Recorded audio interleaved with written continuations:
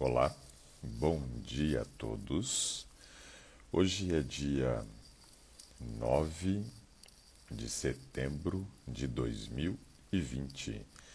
É um prazer estar recebendo você aqui no nosso Today, esse nosso encontro diário de segunda a sexta-feira.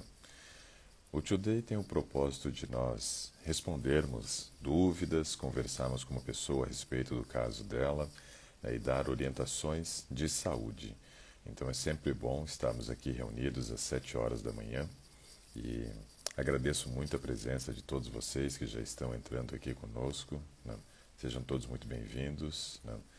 Já temos aqui o Felipe, já está aqui conosco, a Zena Santana também, a Emília, a Fátima, a Marli, deixa eu ver quem mais, a Yara, a Landa Cabral, a B. Helena, a Roseli Krause, a Geusa Pacheco. Então tem bastante gente já aqui conosco, entrando 7 horas da manhã. A Márcia também está aqui, a Robélia, Dulcineia, Crislin, a Kelly Bata, Kátia, sejam todos bem-vindos. Cairog também, a Beth Souza também conosco. Sejam bem-vindos, pessoal. Bom, nesse momento de introdução, ontem eu estava falando a respeito do índice de mortalidade no Brasil, que havia diminuído, né? Nós tínhamos tido 315 mortes, né? Que é um número baixo em relação à média móvel que nós estávamos tendo, né? Porém, ontem a notícia foi boa, hoje ela não é tão boa, né? Queria destacar para vocês algo interessante aqui, ó, que aquela vacina de Oxford é uma vacina feita em parceria, né, o laboratório AstraZeneca junto com a Universidade de Oxford. E eles já estavam na fase 3, fazendo teste em vários países, inclusive aqui no Brasil, né, junto com o Instituto Butantan. Instituto Butantan? Não, Fiocruz, junto com a Fiocruz, né? Do Instituto Butantan é a vacina chinesa. E eles estavam já na fase 3, porém foi suspenso, né, os testes da vacina. E isso é comum acontecer, né? As vacinas terem que ser suspensas muitas vezes por alguns efeitos adversos, né? E eles não citam onde, mas em um dos locais tiveram então uma reação adversa. Não citam qual reação adversa, mas com certeza, né, não foi uma reação muito boa, né? Porque suspenderam no mundo inteiro o teste da vacina. E essa vacina era a vacina mais promissora. Todo mundo estava contando com ela já a partir agora do mês de dezembro, no mês de janeiro talvez, já iniciando o processo de vacinação. E aí nesse caso, né, nossas esperanças da vacina, né, de Oxford estar liberada já no mês de dezembro ou janeiro, já era, né? Não vai ter, né? Não vai ter. E aí a gente agora vai ter que ficar esperando, né, um período maior, né, para que a gente tenha essa vacina disponível. Vamos ver as outras como se saem, né? Cada vacina ela tem buscado uma tecnologia diferente, né, uma tecnologia diferente. E essa de Oxford parecia ser muito promissora. Agora resta esperança aí na vacina chinesa, ver como que ela vai se comportar, né, esperar para que ela também não tenha essa fase de testagem aí suspensa, né? A Emília disse que achou bom, porque disse que estava sendo rápido demais, né? E o processo ele é acelerado, né? E tem que ser, né, nesse período agora para tentar conter essa pandemia. Mas tem que ter prudência, né? Aí, ó, a Emília escreveu, sinal que estão sendo responsáveis. E isso é necessário nesse processo, né? Claro que a gente esperava que não desse nenhum efeito adverso, que não tivesse a necessidade de ser suspenso os testes, né? Estávamos apostando muitas fichas. Tem uma vacina aí que o Paraná está fazendo parceria com a Rússia para poder fazer o teste da vacina, que é a Sputnik 5. Pelo nome, dá até medo, né? E é uma vacina que a comunidade científica toda está assim, meio com o pé atrás, né? Mas eles estão mostrando lá, dizendo que tem bons resultados e talvez ela comece fase de teste também no Brasil em breve. Né? O estado do Paraná que está fazendo parceria para poder, né, fazer a fase de experimentação aqui no Brasil, né? Pois é, Sputnik 5 é o nome da vacina da Rússia. Vamos ver o que vai acontecer aí.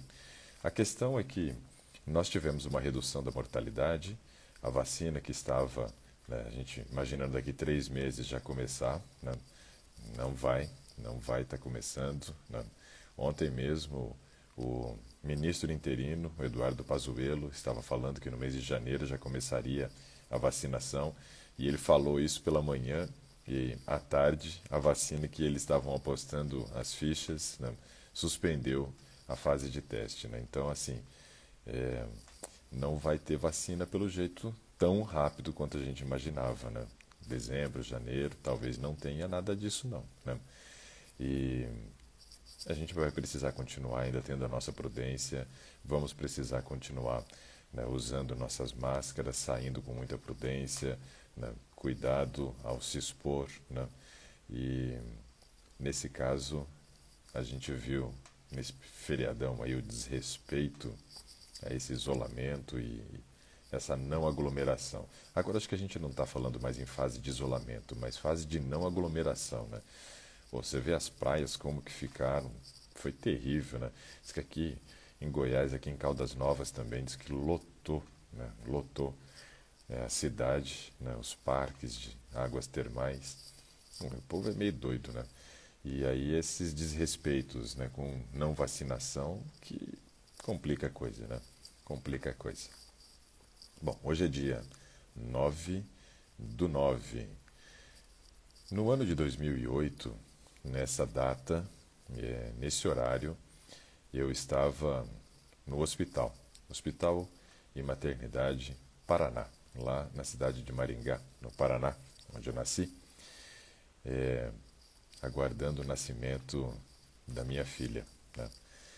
Nessa época, eu ainda tinha bastante cabelo, eu fazia faculdade de Educação Física, faltou um ano para terminar a Educação Física, né? Eu fazia faculdade de Educação Física e eu me lembro que na noite anterior eu cheguei da faculdade, né, e a Nete estava com um barrigão enorme, né, já esperando para que no dia seguinte nós fôssemos para o hospital para que ela desse a entrada para poder fazer a cesariana. E por conta da endometriose não poderia ter o parto normal, mas também nem queria, a Nete não queria de maneira nenhuma, apesar de que eu quisesse, né. Ó, aqui no Japão, a família Moraes disse assim, ó, todos cuidam das máscaras e das mãos. Pois é, é, é diferente, né? Diferente.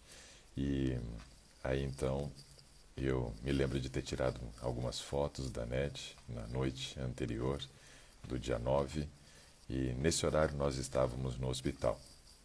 Estávamos lá na recepção, a NET já tinha feito a ficha nesse horário e já havia dado entrada.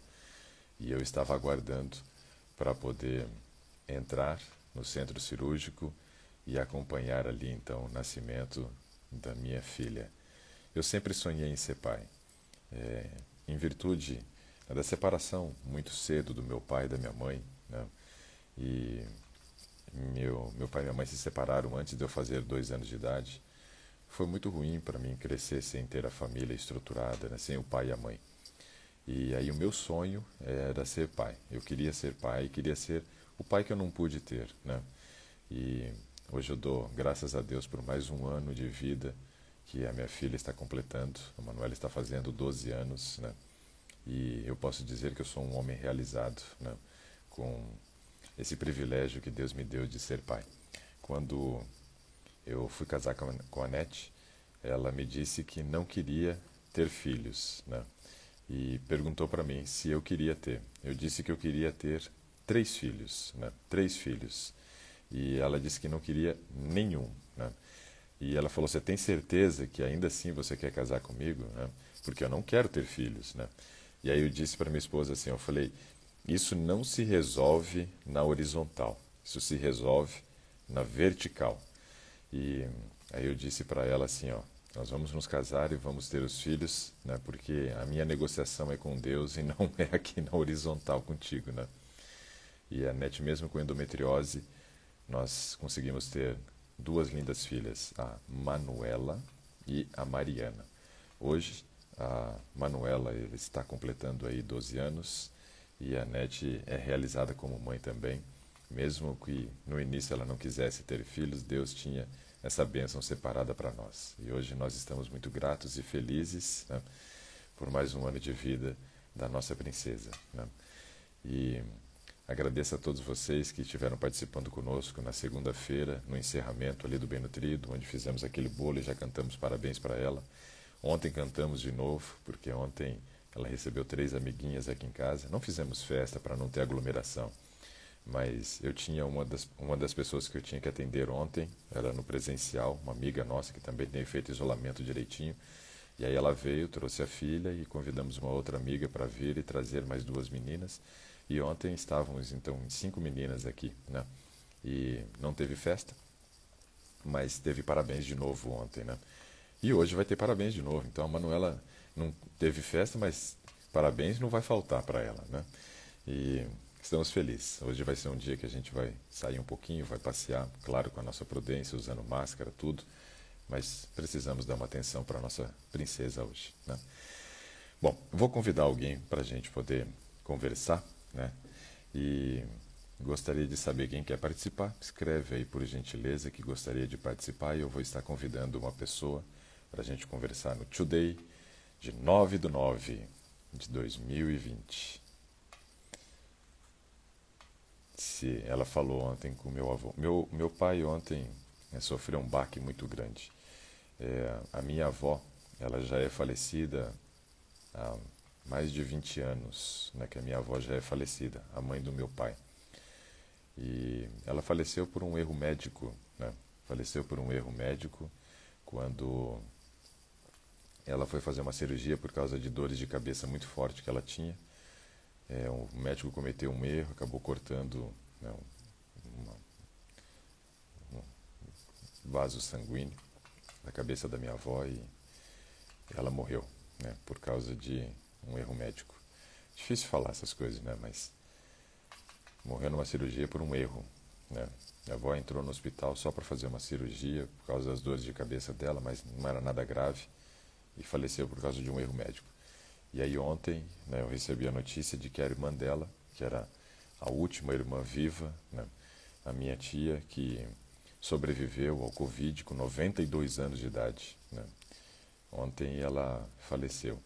E para o meu pai ela era a segunda mãe dele, né? Então ontem eu liguei para o meu pai, ele estava chorando como criança, né, pela morte da minha tia. E é muito complicado, né, porque nós estávamos falando aí no caso, né, de uma pessoa que com 92 anos conseguiu sobreviver, né, a um vírus terrível que tem ceifado tantas vidas e depois ela acabou morrendo aí por outras causas, né? E meu pai ontem estava muito triste, né? Muito triste. Então foi até difícil da Manuela. Nem conversou com ele ontem. Vamos ligar hoje para ela poder conversar com o avô, né? Mas complicado. Perdemos ontem uma pessoa muito querida, né? Uma pessoa muito cristã também, né? E uma pessoa que não me lembro de ter feito mal para alguém nessa vida, né? Pessoa querida. Complicado. Bom, vamos lá, pessoal. Quem quer participar, escreve aí, né? Quem quer participar, escreve e nós vamos estar chamando. Obrigado pelos sentimentos aí que vocês estão desejando para nós, né? Principalmente para o meu pai, que foi quem mais sofreu aí com a morte da minha tia. Claro que os filhos dela também, né? Mas meu pai a considerava demais, demais. Quem quer participar, pessoal? Coloca aí, nós vamos estar chamando e vamos conversar com mais uma pessoa. Temos 45 minutos, então rapidinho para que a gente tenha tempo suficiente para trabalhar o caso da pessoa, ok? Então vamos lá, estou aguardando, aguardando, escreve eu quero, e aí eu chamo você.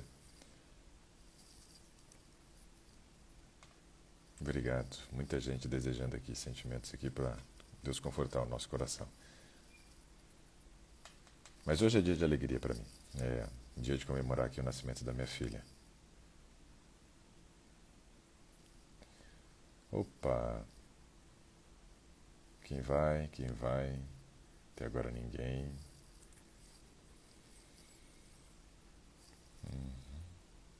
É, momento de perda é momento difícil, né? Ontem eu falei para minha filha desse falecimento dessa minha tia e ela nem conheceu e já sofreu, né? Porque lidar com morte não é uma coisa fácil, não, né? É difícil.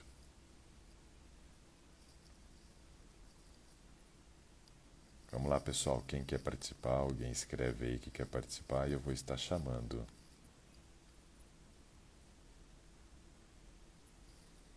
Aproveita que ninguém está chamando. Ó, a Lizzie também estão com comemoração lá. Ó. O esposo está comemorando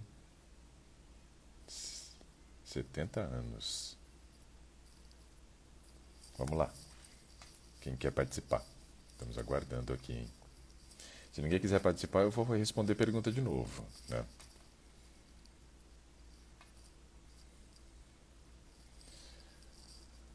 E aí, quem vai?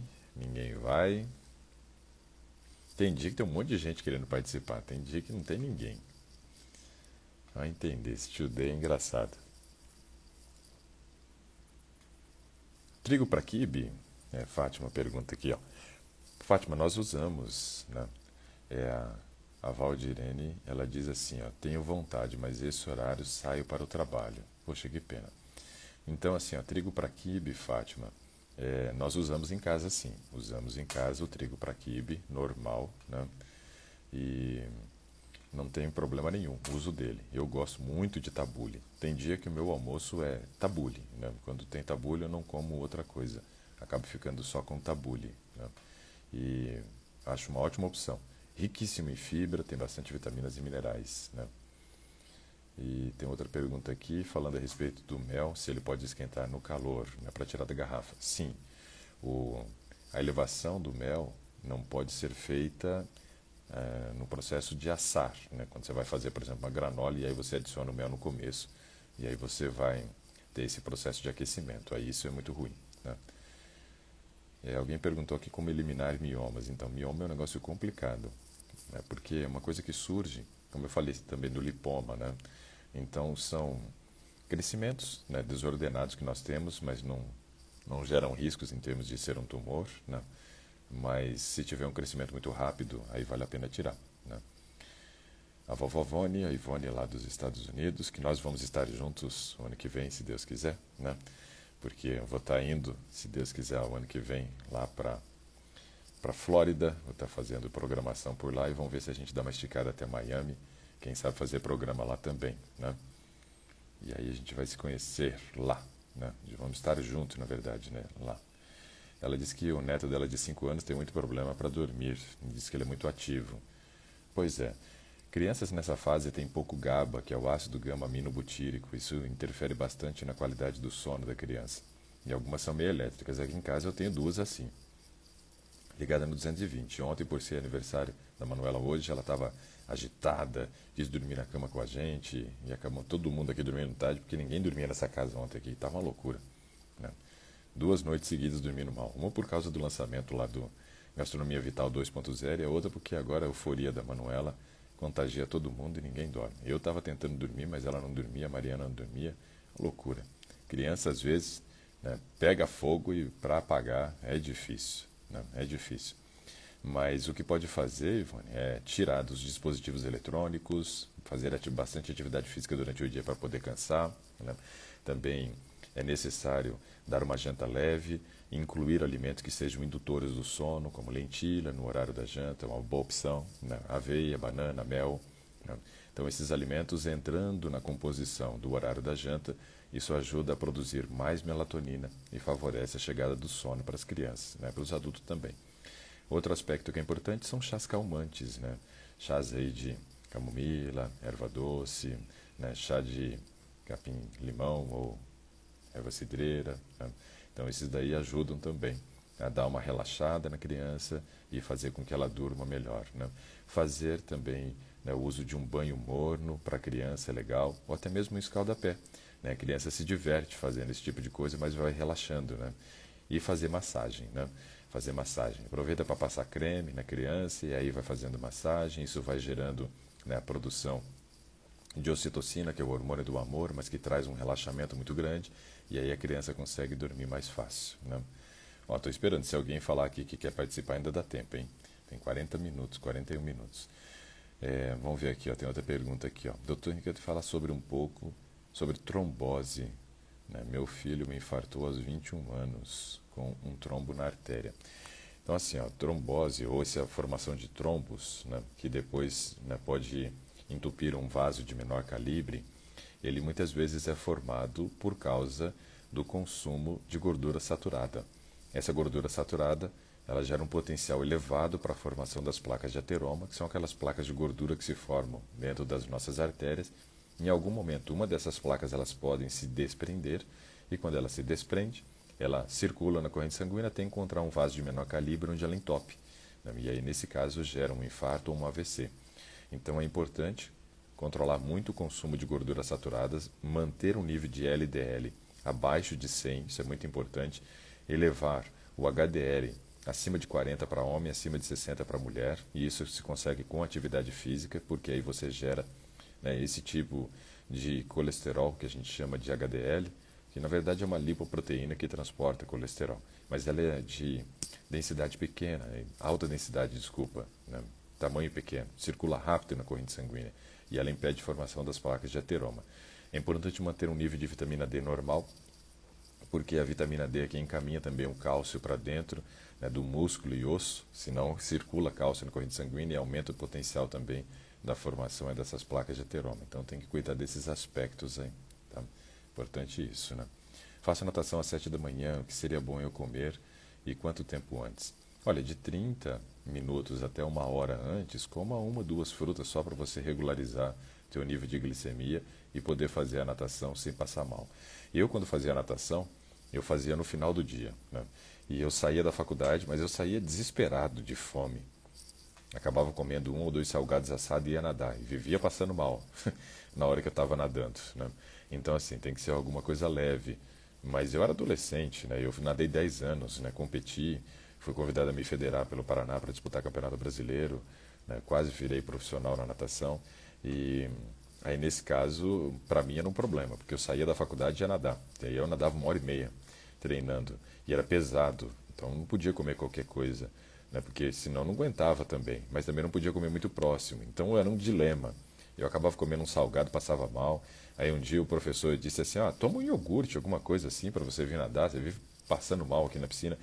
Aí eu fui no supermercado, olhei para um potinho de iogurte desse tamanhozinho assim, e falei, isso aqui não vai me sustentar de jeito nenhum. Aí fui e acabei comprando um de 1 litro e bebi tudo. E aí sim, aquele dia eu quase morri na piscina, viu? Aquele dia foi terrível. Então tem que ser alguma coisa leve, só carboidrato para regularizar o nível de glicose sanguínea e aí pode fazer sua atividade tranquilo, né? A Roseli pergunta como higienizar frutas e verduras para consumo. Em casa, Roseli, eu vou dizer o que eu faço em casa. Lavo, somente. Só fazemos isso, né? Lavamos, não deixamos de molho, nada. Mas se você quiser deixar de molho, bicarbonato é uma opção, né? E o iodo a 2% também é uma opção, né? Então tem essas duas opções para poder higienizar frutas e verduras. Bicarbonato e também o iodo a 2%.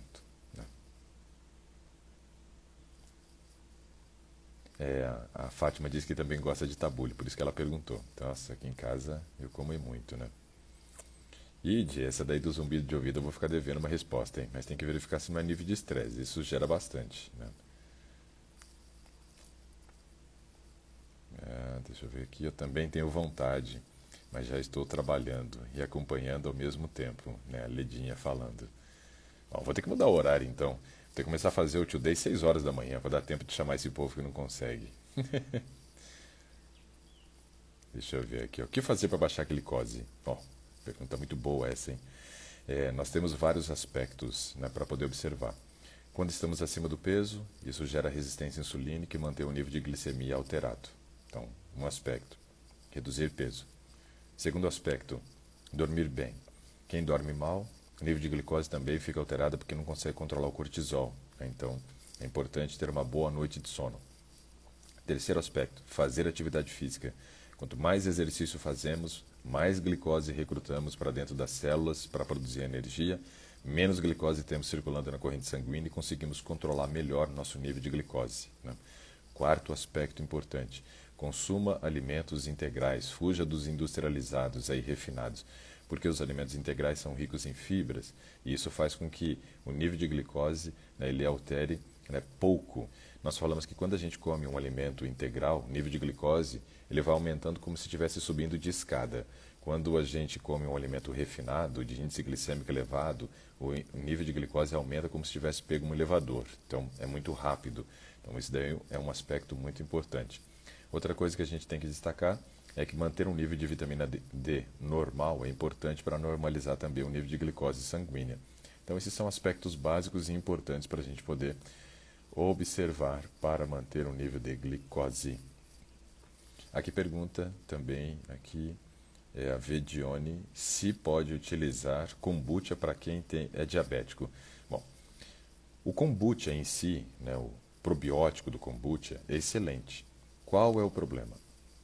O problema é que quando nós falamos, né, de kombucha, a grande maioria deles, né, kombucha ou kombucha, cada um chama do jeito que quiser, que a grande maioria deles é feito com chá estimulante, geralmente chá verde, chá preto, né?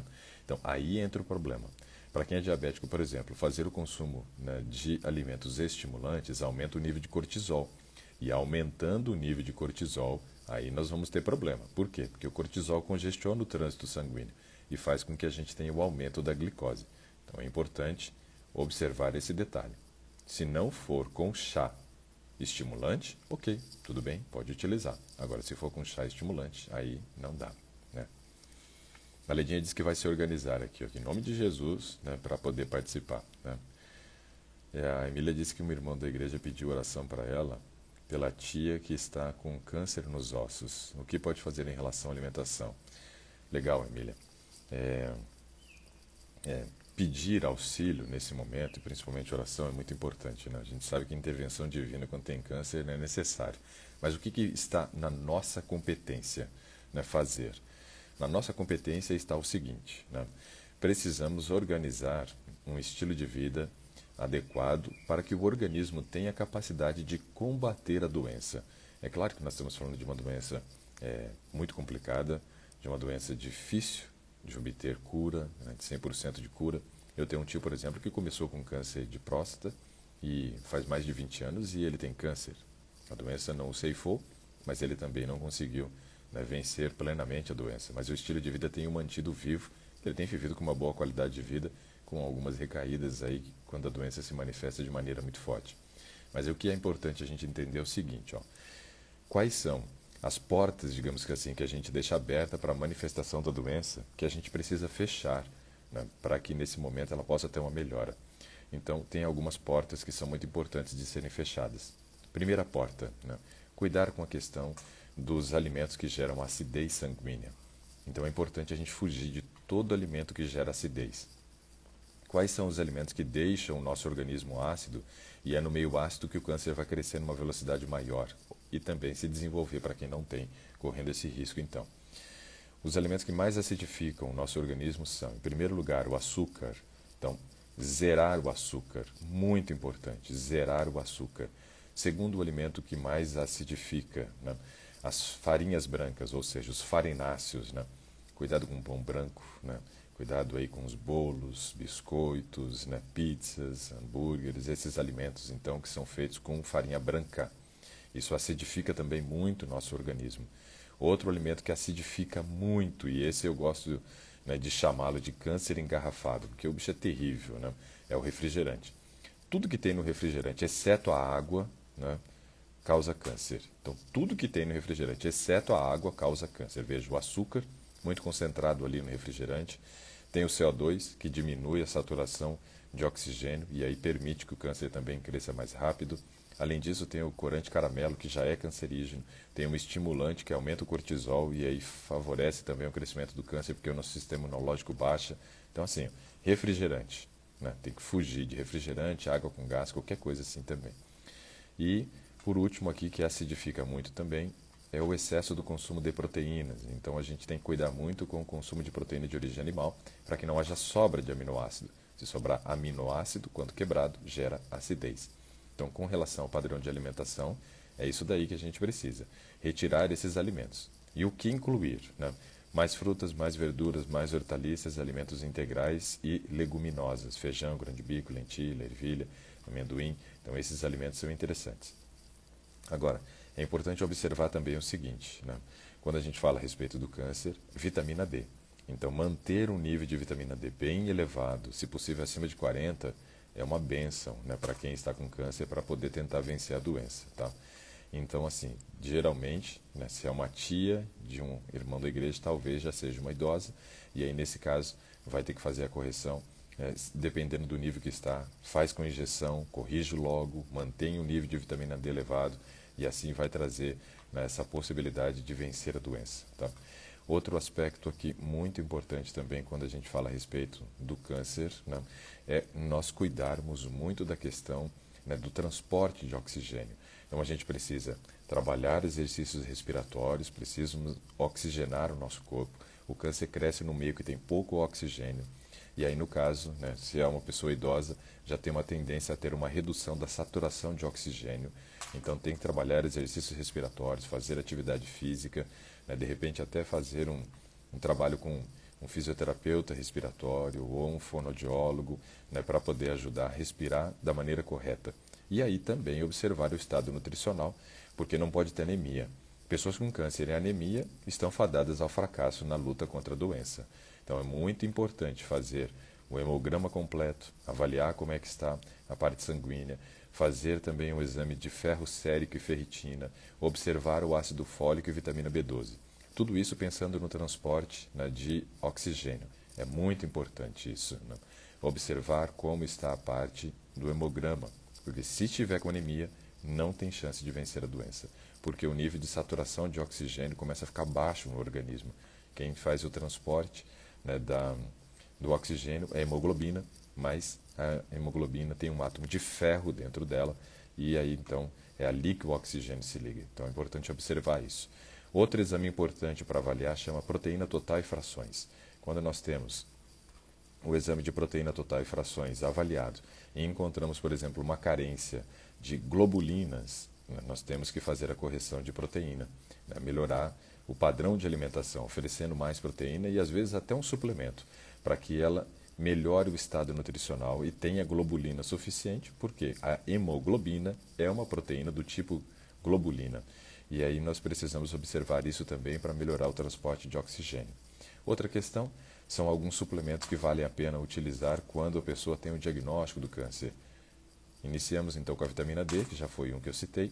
Agora vamos para a vitamina C, muito importante, porque a vitamina C também participa do transporte de oxigênio, é fundamental, é um antioxidante que diminui a produção de radicais livres no nosso organismo. A vitamina E também pode ser utilizada nesse processo, né, de combate ao câncer. E vitamina C de 500 miligramas, vitamina E de 1000 miligramas, né, importante. O ômega 3 de 1000 a 2000 miligramas também é interessante, porque o ômega 3 diminui o estado inflamatório do organismo, o que melhora a nossa imunidade. Então é bem interessante também ser utilizado nesse momento. E fazer a correção de vitamina B12, ferro e ácido fólico, caso esteja alterado para baixo, tá bom? Então, esses são aspectos, Emília, que você pode passar para ele. Provavelmente você vai ter que ouvir de novo, né, e fazer essas anotações aí, mas são questões que realmente vão estar ajudando muito, né, no combate ao câncer, essa tia desse seu amigo aí da igreja, tá bom? Então isso daí vai ser muito importante. A Nanda pergunta assim, ó, que ela está inchada por conta da menopausa e pergunta então o que pode estar fazendo, né? Bom, chá de hibisco é uma opção, chá de gengibre é outra opção, bem interessante também, né, para essa questão de nós conseguirmos diminuir os edemas, o inchaço do organismo, né? Então são dois chás bem interessantes aí diuréticos que vai ajudar bastante nesse processo, principalmente, né, o chá de gengibre, porque o gengibre ainda, ele tem a capacidade de ajudar a queimar gordura. Olha que coisa boa, né? A Fátima pergunta aqui se qualquer pessoa pode usar glutamina. Sim, qualquer pessoa pode usar, mas nem todas precisam usar. Para quem que geralmente nós damos a glutamina? Nós damos glutamina para pessoas que têm doenças inflamatórias intestinais. Né? Para essas pessoas a gente faz o uso, né, da glutamina, porque ela ajuda no processo de reconstituição, né, da mucosa, né, da produção ali de células no intestino, para a gente poder se recuperar mais rápido dos processos inflamatórios intestinais. A glutamina é muito utilizada também para quem está com baixa imunidade, para tentar melhorar a imunidade, ela também tem esse papel muito importante. E para pessoas que fazem musculação com uma intensidade elevada, porque ela também contribui no processo, né, de anabolismo proteico, ou seja, produção de proteína, que vai ajudar no processo de reconstituição da musculatura. Então, geralmente, a glutamina é usada mais para esses casos. Aumento da imunidade, diminuição do processo inflamatório e reconstituição da mucosa intestinal e também para quem, né, puxa e empurra ferro na academia, pesado, né, não é para qualquer um. Né? Então, Jesse, para você diminuir o zumbido no ouvido, você vai ter que dormir melhor, de repente controlar estresse, né? E tem que observar o que está acontecendo aí, né? Mas é complicado, né? Para pré-diabetes, né? Para quem está pré-diabético, são os mesmos, né? As mesmas questões que eu trabalhei ali para quem queria controlar a glicose, né? Então, são esses aspectos, né? Fazer atividade física, controlar a questão emocional, o nível de cortisol, dormir cedo, né? Melhorar o padrão de alimentação, zerando, se possível, os carboidratos refinados, só incluindo carboidratos integrais, fazer correção de vitamina D. Então, esses aspectos aí são importantes para que a gente volte a controlar o nível de glicose. A Mari diz o seguinte, que o sobrinho dela tem 4 anos e está com triglicerídeo alto e colesterol. Não. Qual a dieta necessária? Bom, triglicerídeo ele aumenta por conta do excesso de carboidrato. Então, ele deve estar comendo muito doce, muito farináceo, né? Muito arroz branco, batatas. Né? Esses são os alimentos que vão gerar matéria-prima para o corpo produzir o triglicerídeo. E a partir do triglicerídeo ele também pode produzir o colesterol. Só que aí tem que observar se de repente ele não é uma criança que come muita batata frita. Né? Se ele come muita batata frita, aí ele está oferecendo tanto o carboidrato que vai gerar o triglicerídeo, quanto a matéria-prima, né, para poder gerar o colesterol, né, que é a gordura saturada, o óleo que foi elevado e saturou. Então esse aspecto é bem importante da gente observar também. Né? Então, basicamente, é reduzir, né, o consumo de carboidratos, reduzir o consumo de carboidratos, melhorar a qualidade do carboidrato, partindo para carboidrato integral, né? E também, né, zerar o consumo de frituras e buscar diminuir drasticamente o consumo de alimentos industrializados. Né? Criança gosta muito, por exemplo, de biscoito, né? E muitos desses biscoitos aí têm gordura hidrogenada ou óleo de palma. Se for recheado, então, o recheio todo dele ali é formado por gordura hidrogenada.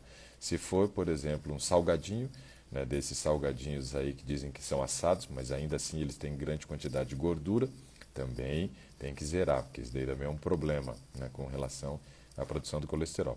E botar ele para fazer atividade física, né? Botar o menino para fazer muito exercício, porque exercício consome triglicerídeo numa velocidade brutal. Ó, a minha filha também tem 3 anos e quando chega 18 horas ela começa, né? Virada no giraia. Então, assim, ó, esse período aí para criança pequena não é fácil, não. A Manuela, por exemplo, foi uma criança que teve, né, deu muito trabalho para a gente com relação ao sono. Tinha muita dificuldade para dormir. Eu chegava da faculdade quando estava fazendo educação física e Manuela era bebê ainda, né?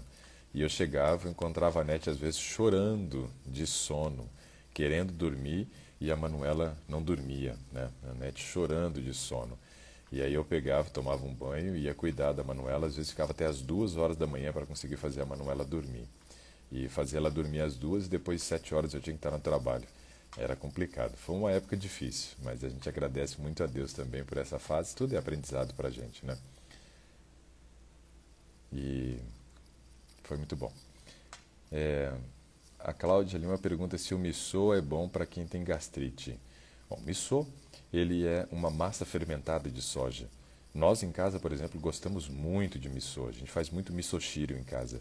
Só que a gente não coloca muitas vezes a alga, porque as meninas não gostam. Então a gente faz o missô e utiliza ele com tofu e assim por diante. Algumas outras coisas poucas, né? Porque as meninas não gostam que misture muita coisa. Mas a gente gosta muito de missô. Mas nunca ninguém tinha me feito essa pergunta, se missô é bom para quem tem gastrite, né? E eu vou ficar devendo essa.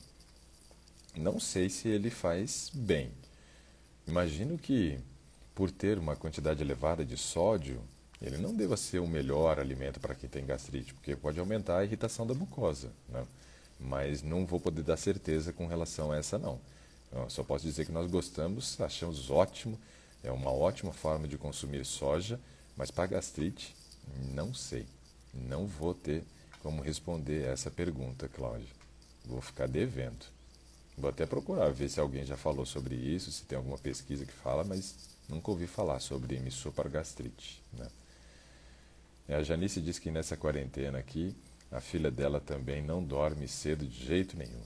Pois é, hoje está virando um Today Kids aqui, né? Porque todo mundo está falando das crianças, né? Today Kids é boa.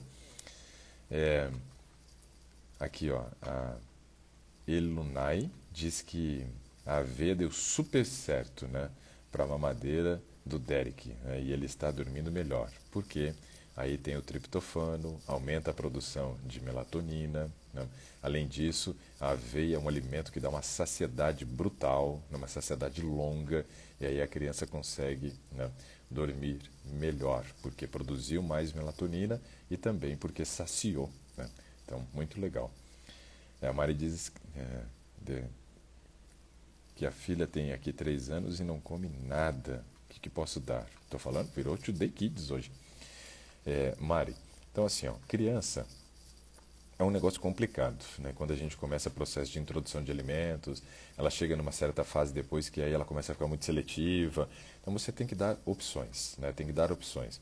E a gente não pode desistir, né, de um alimento para a criança na primeira, na segunda tentativa, né? Pesquisas têm mostrado que a gente tem que oferecer 11 vezes aquele alimento. Se você ofereceu 11 vezes e ela não aceitou em nenhuma dessas, aí você desiste, né? Você desiste porque ela não vai comer mesmo esse alimento agora. Em algum momento da vida pode ser que aprenda. A Manuela, por exemplo, eu já ofereci mamão para ela, já, né, enésimas vezes, né? Muitas vezes. E até hoje ela não come. Já a Mariana é viciada no mamão. Mariana, a gente tem que tomar o mamão dela quase, porque teve uma época que ela comeu tanto mamão, começou a ficar com icterícia, né? Começou a ficar com as mãos amareladas, né? De tanta vitamina A, né? Um beta-caroteno aí que estava sobrando, né? Então é complicado, né? Então, questão de individualidade da criança, mas oferecer o alimento pelo menos 11 vezes para testar se ela vai se adaptar a ele ou não. Aí você vai ter condições de dizer se ela realmente gosta ou não gosta daquele alimento. E tem que oferecer muita variedade, né? Para a criança poder ter aquelas predileções e aí sim a gente poder trabalhar em cima das predileções dela, conseguindo montar um cardápio que seja adequado. Então isso daí é muito importante, né? Vamos ver o que mais que nós temos aqui, ó.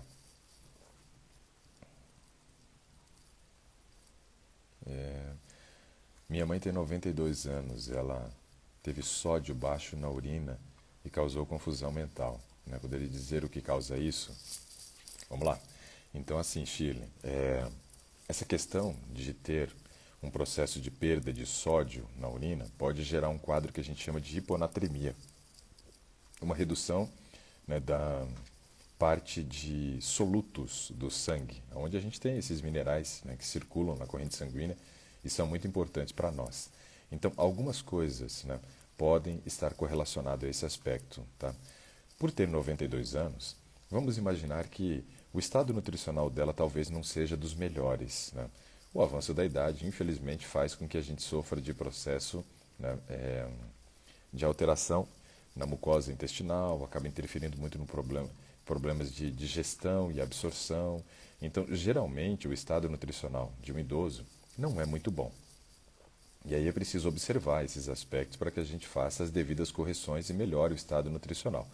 Então, uma das causas, né, de redução do sódio na corrente sanguínea é quando nós temos um processo chamado albuminemia. O que é albuminemia? Lembra que eu comentei agora há pouco a respeito de proteína total e frações, né? Mas pensando no câncer, né, que eu disse que era albumina e globulina, que era avaliado. A globulina são as proteínas sanguíneas que fazem transporte. A albumina É a proteína sanguínea que faz o controle da osmolaridade sanguínea. Meu Deus, o que é isso? É a manutenção do volume normal de água no sangue. O volume normal de água no sangue. Então, quando, por exemplo, nós temos um idoso que está desnutrido, e é comum, acontece muitas vezes de ter essa redução da albumina. Reduzindo a albumina, a gente tem dificuldade de fazer a manutenção do volume de água no sangue. E aí então começa a excretar mais água pela urina. Começa a excretar mais água pela urina. E essa água, ela leva junto o sódio. Então isso faz com que muitas vezes, né, o idoso possa entrar nesse processo de confusão mental por causa, né, de uma albuminemia. Albuminemia. Outra coisa que tem que ser observado são os hormônios, né, da família dos mineralocorticoides, que são então os hormônios que vão fazer a manutenção do nível normal, né, desses minerais na corrente sanguínea. Por exemplo, o ACTH, hormônio adrenocorticotrófico. Esse hormônio é importante fazer a avaliação dele no caso que ela já teve, né, esse processo da confusão mental por uma perda excessiva de sódio. Então tem que avaliar, né, o ACTH como é que está. Né. Outro aspecto importante para a gente considerar aqui também, né, com relação a essa parte de muitas vezes ter essa queda do sódio na urina, né, é nós observarmos como está a taxa de filtração glomerular. O que acontece muitas vezes é que algumas pessoas começam, pelo avanço da idade, a desenvolver problemas renais. Né? E aí nós temos dentro dos nossos rins uma região específica que faz a filtração, que é chamada de glomérulo. E ela pode estar também comprometida, ela pode estar no processo de glomerulonefrite. E quando ela está com essa doença, ela aumenta a excreção de sódio. Então é importante observar também a questão dos rins, como está o funcionamento renal, se ela não tem uma insuficiência renal, né, se ela não tem algum problema que está promovendo, né, essa maior taxa de filtração glomerular, aumentando a excreção de sódio. É importante observar também a questão da glicose, porque a glicose em excesso é algo que sobrecarrega a função dos rins, e a gente sabe que açúcar e sal, eles caminham juntos para o nosso organismo em todo lugar. Né? Por exemplo, quando a gente está fazendo a absorção de um carboidrato que tem glicose, que é, né, um açúcar, e essa glicose, para poder ser absorvida lá no GLUT4, no intestino, ela vai usar o sódio. Então entra glicose e sódio juntos. Por isso que quando você quer melhorar, né, o estado de uma pessoa que está com debilidade, né, por conta de diarreia, vômito, e ela pode estar, né, apresentando quadros de desidratação, a gente usa o soro caseiro. O que é o soro caseiro? Olha só, soro caseiro é açúcar e sal. Açúcar e sal. Porque aí eu tenho a glicose e tenho o sódio, e eles são absorvidos juntos. Então, eu não dou nem só açúcar, nem só sal. Eu dou os dois juntos, né, para que haja absorção intestinal. Quando a gente pensa no processo de excreção, é a mesma coisa. Para entrar, entra açúcar e sal junto. Na hora de sair, sai açúcar e sal junto. Então, vai sair glicose junto com sódio. Então, quando a pessoa, por exemplo, é diabética, ela também pode aumentar a excreção de sódio, porque às vezes ela está com glicosúria. O que é glicosúria? É a eliminação de glicose pela urina. Então é importante observar se no exame dela deu glicosúria. Se no exame deu glicosúria, talvez, né, o caso dela seja uma eliminação de glicose através, né, da urina, que tem carreado e levado uma quantidade grande de sódio também para a eliminação. Né? Então é importante observar esse detalhe. E se estiver com glicosúria, é porque ela já está num quadro de insuficiência renal. Né? E é importante observar vários outros aspectos. Né? Se ela já tem uma insuficiência renal de repente estabelecida e faz o diagnóstico dessa doença agora, é importante observar que o consumo de proteína vai ter que diminuir, porque isso sobrecarrega a função renal. Não vai poder comer vegetais verdes escuros, porque tem o potássio e também tem o fósforo, que são dois minerais que sobrecarregam muito a função renal. Né? Então, tem que descobrir qual é a causa, né, dessa queda do sódio, né, na corrente sanguínea e eliminação excessiva na urina, para poder fazer o tratamento da maneira correta. Mas aí eu vejo como as três principais causas, né, principalmente levando em consideração a idade dela, esses três aspectos, ok? Bom, vamos ver o que mais que nós temos aqui, ó. Mais uma pergunta de criança aqui, ó. Meu neto é autista e não come muitos alimentos, temos medo de desnutrição. O que fazer? Né? Vai ter que encontrar, Lucinha, opções que ele goste, né? E encontrando essas opções, aí você consegue ter, né, condições de montar um cardápio equilibrado para ele, sempre priorizando quais são as fontes de carboidrato, proteína e gordura, para que elas sejam distribuídas de maneira correta dentro da alimentação dele, né? Mas é muito importante observar esses detalhes, né? Mesmo que ele seja seletivo, tem coisas que ele gosta. Então é importante descobrir o que gosta, e em cima disso, né, a gente fazer, né, a montagem, vamos colocar assim, montagem do cardápio dele, né, diário, com as coisas que ele gosta, que ele tem predileção. E aos poucos a gente vai tentando inserir coisa nova para ver se ele aprende a comer. Eu, por exemplo, sou uma pessoa que aprendi a comer muitos alimentos, né? Minha dieta era muito pobre e monótona. Pobre e monótona. Então, duas coisas ruins, né? Não tinha variedade, né? Não tinha variedade e era pobre em nutrientes também, porque eu comia muito alimento refinado. Hoje eu tenho uma dieta que tem uma variedade enorme. E aí, nesse caso, fui aprendendo ao longo da vida. Claro que quando a gente ganha um grau de consciência, isso ajuda bastante, mas para a criança é tudo na tentativa e erro, até a gente ter uma opção grande, ok? A Geusa pergunta sobre cãibras, o que fazer para melhorar? Bom, Geusa, cãibras geralmente ela tem uma relação, né, com dois aspectos importantes. Geralmente a gente só fala da cãibra e o potássio, cãibra e potássio, cãibra e potássio. Na verdade nós temos ali um processo que ocorre dentro das nossas células para que haja uma mudança de gradiente de concentração elétrica para fazer a transmissão de impulso nervoso, aonde nós temos uma bomba que trabalha, que é a bomba de sódio e potássio, bomba de sódio e potássio. Então, obviamente, faltou, né? Potássio vai interferir no funcionamento da bomba de sódio e potássio e gera cãibra. Falta de sódio também, né, pode gerar cãibra. Só que eu vejo que hoje a maior causa de cãibra nas pessoas não tem sido falta nem de sódio nem de potássio, tem sido falta de cálcio, cálcio dentro da musculatura. E por que que isso acontece? Porque no Brasil hoje, segundo pesquisas aí do Instituto Brasileiro de Geografia e Estatística, de cada 10 brasileiros, 7 têm um nível de vitamina D abaixo do recomendado. Então isso é um problema. 7 de 10 brasileiros com um nível de vitamina D abaixo é muita gente. É muita gente. E aí o que que acontece? Quando o meu nível de vitamina D está baixo, eu tenho dificuldade de fazer a absorção do cálcio no intestino e dificuldade de conduzir o cálcio para dentro do músculo. Porque antes do cálcio chegar no osso, tem o músculo, né? Então todo o cálcio que chega no osso passa pelo músculo, mas boa parte do cálcio também fica no músculo. Nós temos uma região, né, uma organela dentro das nossas células que é chamada de retículo sarcoplasmático. E ali no retículo sarcoplasmático nós temos um depósito de cálcio. E esse cálcio ele é importante na hora que nós vamos fazer um processo de contração da musculatura, onde duas proteínas entram em trabalho, a actina e a miosina. A actina é uma proteína fixa, ela fica fixa, e a miosina é uma proteína que desliza sobre a actina. E aí nós temos a contração, né, dessa miosina, mas para que ocorra esse processo de contração, o cálcio é importante, não só para contrair, como para desligar a musculatura depois que houve o processo de contração. E pela falta de vitamina D e a falta do cálcio ali dentro, então, da musculatura, nós temos o processo da contração, mas não conseguimos fazer o processo de relaxamento da musculatura. E aí geramos a cãibra. Então é importante observar sódio, potássio, vitamina D e cálcio, né? Bom dia, tenho aqui mais uma pessoa com zumbido no ouvido, hein? Meu Deus. O Jay também foi uma que falou, e aí disse que já foi no otorrino, fez vários exames e não deu nada. Será que a alimentação poderia aliviar, né? Se sim, o que deveria excluir? Estimulantes, né? Estimulantes e açúcar. São as duas coisas que podem gerar um potencial maior para aparecer esse tipo de coisa, né?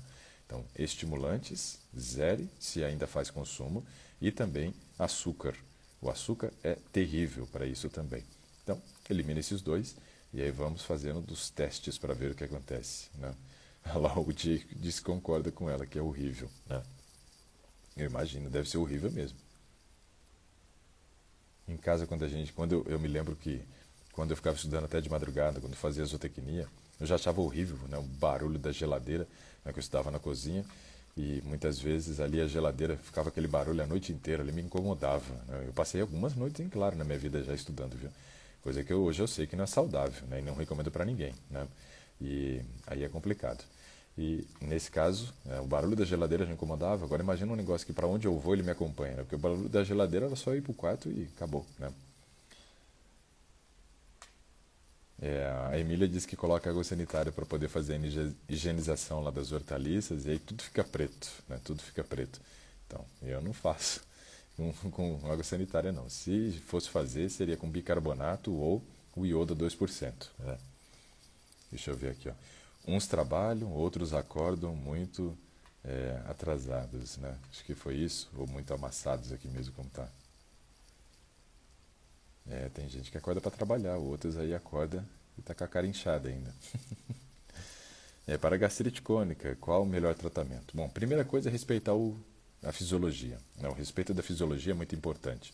Então nós precisamos entender o seguinte aqui, Ângela, que o nosso organismo tem capacidade de fazer no máximo 3 refeições ao dia de maneira coerente, respeitando o tempo de esvaziamento gástrico do estômago.